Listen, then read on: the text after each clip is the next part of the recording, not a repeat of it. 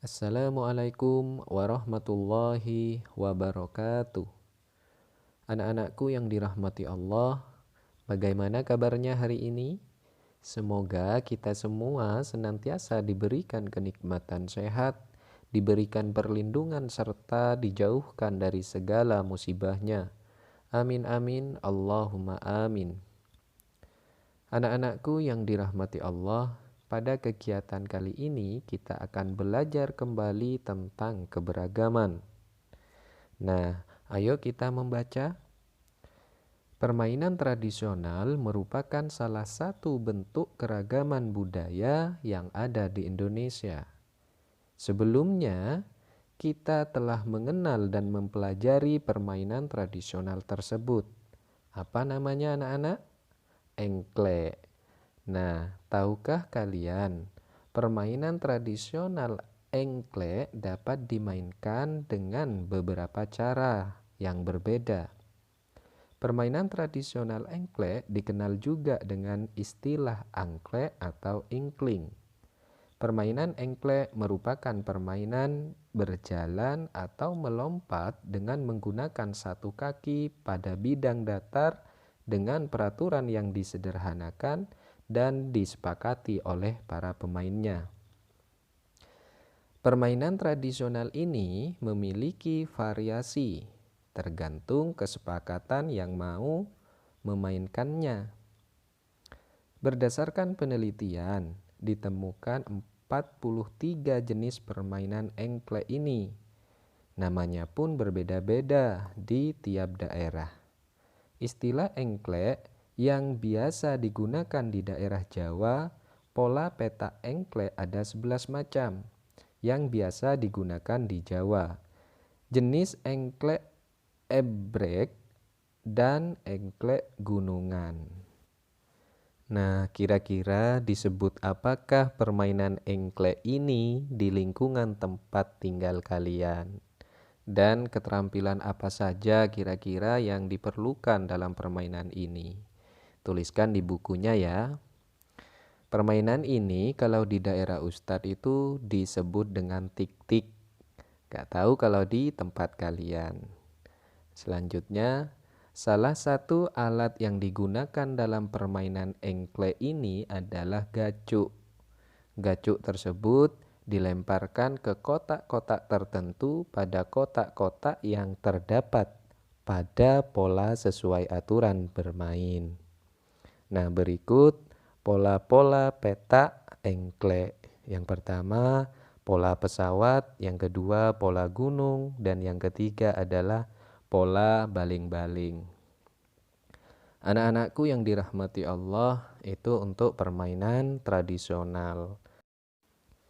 Selain permainan tradisional, Indonesia juga memiliki minuman tradisional, yaitu wedang jahe. Minuman tradisional ini berasal dari daerah Jawa Tengah dan Jawa Timur atau Timur Indonesia. Wedang jahe ini tidak hanya bikin hangat tubuh kita, namun banyak manfaat dari wedang jahe ini untuk kesehatan. Yang pertama, mengatasi rasa mual dan gangguan pencernaan. Yang kedua, meredakan nyeri sendi dan otot.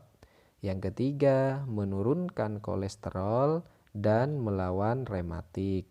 Yang keempat, mengatasi reaksi alergi dan obat alami untuk jerawat. Dan yang kelima adalah juga bisa menurunkan berat badan. Nah, itu untuk beberapa manfaat dari wedang jahe. Selanjutnya, ayo kita berlatih. Nah, dengarkan dengan cermat, Ustadz akan membacakan cerita untuk kalian. Nah, nanti kalian cari gagasan pokoknya di setiap paragraf, lalu tentukan atau buat ringkasan untuk gagasan-gagasan tersebut. Baik, Ustadz akan bacakan ceritanya ya.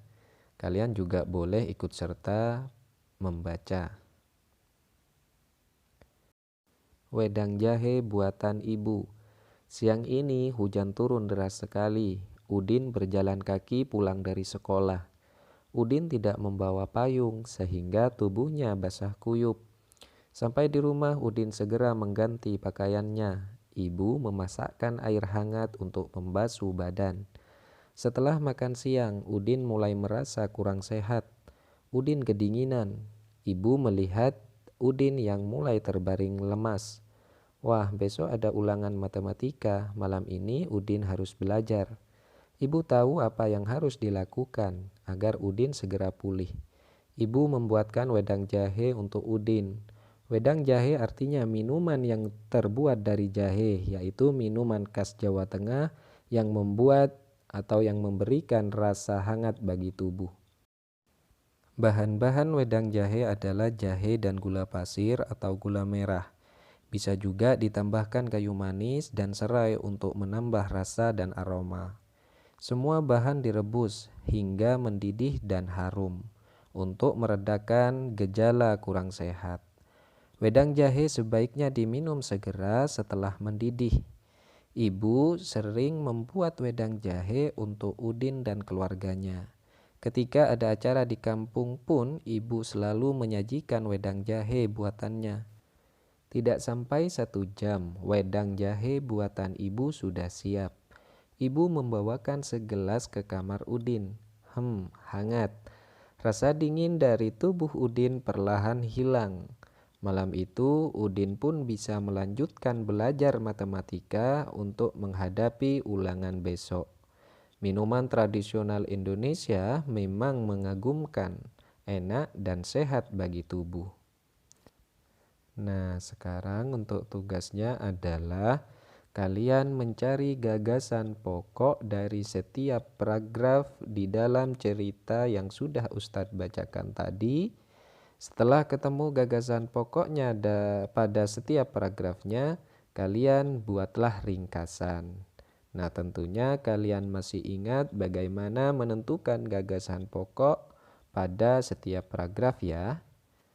Namun apabila kalian sudah lupa, Ustadz akan ingatkan kembali. Baik, Ustadz akan berikan contoh bagaimana menentukan gagasan pokok di dalam satu paragraf. Ustadz ambil paragraf di dalam cerita ini ya, paragraf 1. Nah, menurut Ustadz, gagasan pokok pada paragraf ini adalah yaitu ibu membuat wedang jahe untuk Udin. Nah, ini untuk gagasan pokok di paragraf 1. Lalu, selanjutnya tugasnya apa? Yaitu membuat ringkasan setelah menemukan gagasan pokok. Nah, baik, Ustadz akan membuat ringkasan tentang ibu membuat wedang jahe untuk Udin ini. Dan Ustadz meringkasnya menjadi Udin sakit karena kehujanan dan ibunya Udin membuatkan wedang jahe agar Udin cepat pulih. Nah, itu untuk ringkasan dari ibu membuat wedang jahe untuk Udin atau gagasan pokoknya. Nah, itu untuk ringkasannya yang Ustadz bikin. Nah, untuk selanjutnya, tugas kalian adalah mencari gagasan pokok pada paragraf 2 dan paragraf 3. Karena paragraf 1-nya sudah Ustadz kerjakan sebagai contoh bagaimana menentukan gagasan pokok dan mencari atau membuat ringkasan. Anak-anakku yang dirahmati Allah, mungkin itu saja yang dapat Ustadz sampaikan. Sedikit penjelasan, semoga bermanfaat buat kita semua. Demikian Ustadz akhiri. Wassalamualaikum warahmatullahi wabarakatuh.